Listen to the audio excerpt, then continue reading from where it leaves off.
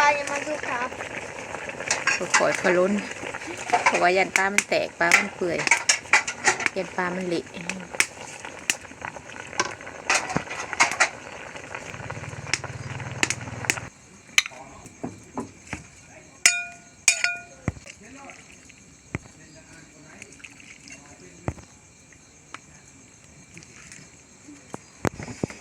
พร้อมเสิร์ฟแล้วทุกคนกินข้าวแรกนำกันเด้อทุกคนเด้อรีบน้องน้ำเลยน้องมาผมมาพ่ออีกแล้วก็ส่งดีๆตู่สาวลาวเซเน่จังได้กระฝากกดไลค์กดแชร์กดติดตามเด้อทุกคนเด้อบ่ค่อยได้ลงคลิปยาวจักเถื่อนแต่ละเถื่อนมีแต่ช็อตเนาะมื้อนี้สิลองเฮ็ดคลิปยาวลองเบิ่งอันกองหน้าก่อนมันคือเป็ดปากกับภาพมันบ่ค่อยตรงกันนะมื้อนี้สิมาเฮ็ดอันแกงปลาพี่น้องแกงปลาขอกั้งบ้านเฮานี่แหละเมื่อวานนี้เห็ดอันต้มปลานิลมื้อนี้สิมาเห็ดแกงปลาขอกั้งตอนนี้กำลังสิครัวปลาขำเติบเลยได้พี่น้องตอนนี้กำลังสิมืดอะไรอยู่บ้านเจ้าตู่แต่ว่าบ้านพี่น้องเป็นจังไดใกล้ขำใกล้มืดกันแล้วบ่ช่วงนี้อากาศเย็นหนาวแห้งๆในอยู่บ้านนั้นคอยนะตอนนี้กำลังสิครัวปลาทุกน้องมาตอนนี้กำลังเริ่มครัวปลาได้ทุกคนปลาคอก็สิประมาณนี้เลยพี่น้องบ่คอยใหญ่ปานใดปลาคอกั้งเบิดนี่นะ50,000บ่ฮู้ว่าถูกหรือแพงพี่น้องบ้านพี่น้องดิหลายกว่านี้หรือน้อยกว่านี้เข้ามาก็เอามาให้มื้อเช้านี่เป็นปลาดูดขึ้นใหม่ๆแต่น้องเลยแหละตอนนี้ก็คั่วปลาแล้วเลยทุกคนสิมาล้างทำความสะอาดก่อนล้างจนเบิดน้ำมูกน้ำข้าวมันหมดเลยล้างจนเบิดเลือดมันเลยปลากระตูบริใหญ่เป็นไรดอกปลาโขกั้งล้วนเลยเด้อพี่น้องเลยสีล่างประมาณ2-3 น้ำจนกว่าสีเบิดน้ำเลือดนะเห็ดกินขับเลยพี่น้องเลยมือนะมัวแต่ลงไห่ลงสวนช่วงนี้ขุดนานพักขุดอันห้างมักแตงห้างมักถั่วเลยเห็ดกินขับนี่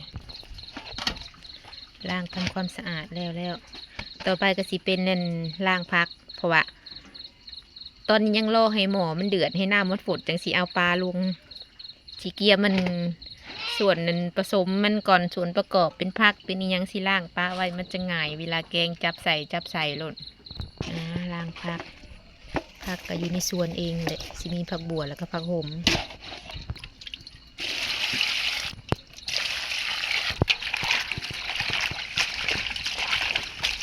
ได้แต่บุญพักในตู้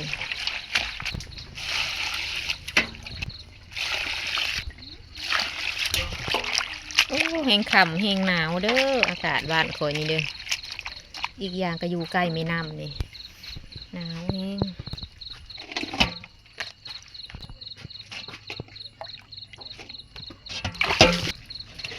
ตอนนี้ก็เกียมทุกอย่างแล้วทุกคนรอให้น้ำเดือดก่อนพี่น้องจะไปแกงน้ำกันมื้อนี้คิดอยากเข่าได้มื้อนี้ได้เฮ็ดกินคำคิดอยากเข่าทุกคนเลยบ้านพี่น้องยังกินข้าวแรงเลยเกียมนอนไปแล้วบ้านค่อยหาก็เห็ดกินนี่นะ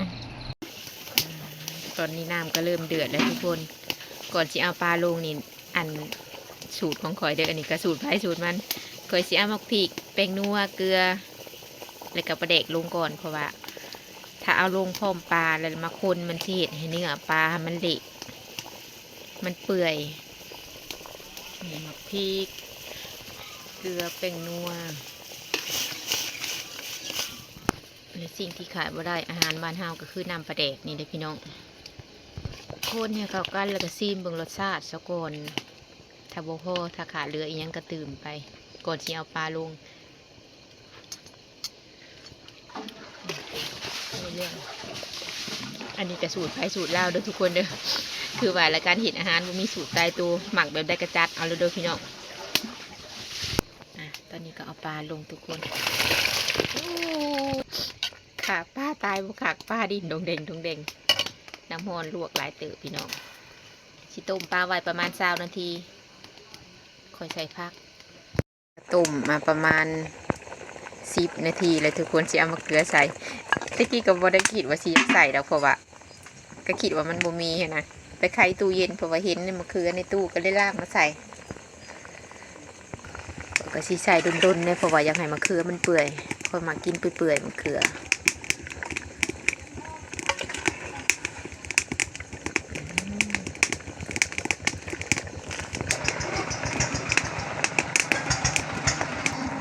อยู่บ้านเฮากับสามบ้านเฮานี่เด้น้องพี่น้องดังพื้น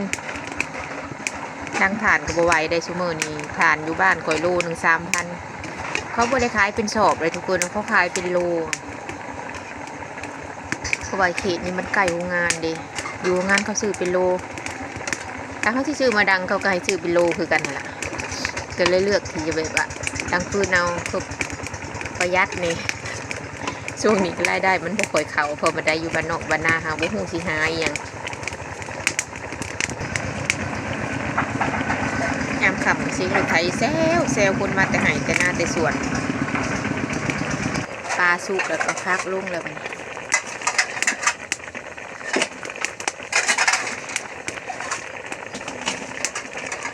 ปลายังมาดูขาผักลง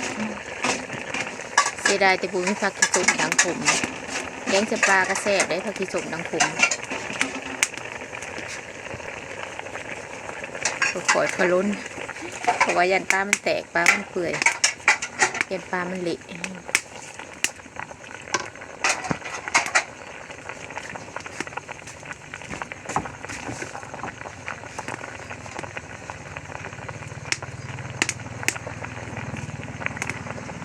ตอนนี้ก็สูบได้ที่แล้วทุกคน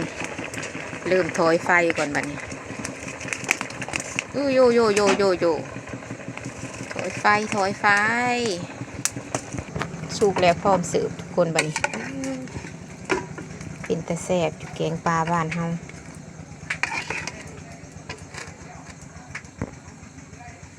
ยังฮ้อน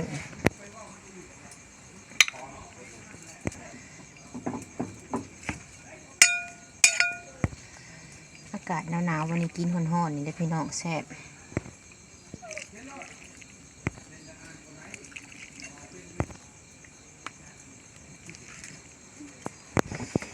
พร้อมเสิร์ฟแล้วทุกคนกินข้าวแรกนำกันเด้อทุกคนเด้อ